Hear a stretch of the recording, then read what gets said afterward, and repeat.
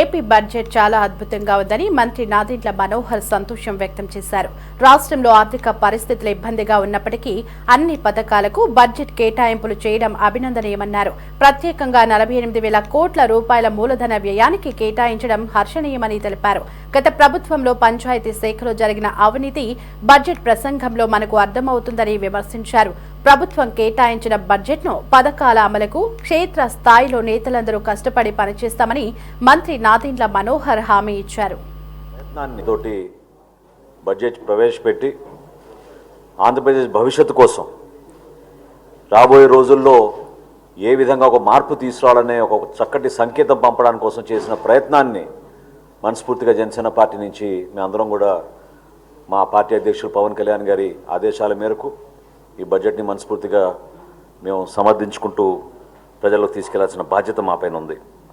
ప్రత్యేకంగా capital expenditure మూలధన వ్యయాన్ని ఏ విధంగా గత 4 సంవత్సరాల్లో ఏమాత్రం మౌలిక సదుపాయాల కల్పనలో కానివ్వండి లేదా రాష్ట్రంలో పెట్టుబడులు రావడం కోసం ప్రధానమైన ఆకర్షితమైన నిధులు వైసీపీ ప్రభుత్వం ప్రవేశపెట్టలేదో దానిపైన ప్రత్యేకంగా ఈసారి సుమారు 47,000 కోట్ల రూపాయలు కమిట్ అవ్వడం అనేది నిజంగా మేమందరం కూడా హర్షిస్తున్నాం. రాబోయే రోజుల్లో రాష్ట్ర వ్యాప్తంగా అభివృద్ధి కార్యక్రమాలు జరగాలి.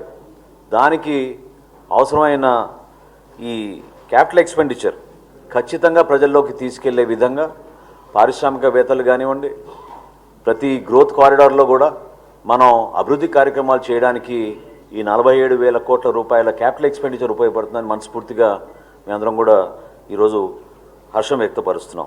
అదేవిధంగా సూపర్ 6 ఏదైతే ఎలక్షన్కి ముందు ఒక మేనిఫెస్టో రూపొందించి Telugu Desam party, Janasena party, Bharatiya Janata party కలిసి ప్రజల్లోకి తీసుకెళ్లామో ఆ సూపర్ 6 అమలయ్యే విధంగా ఈరోజు ఈ బడ్జెట్లో చేసిన కేటాయింపులు మనందరం కూడా మనస్ఫూర్తిగా అభినందించాలి.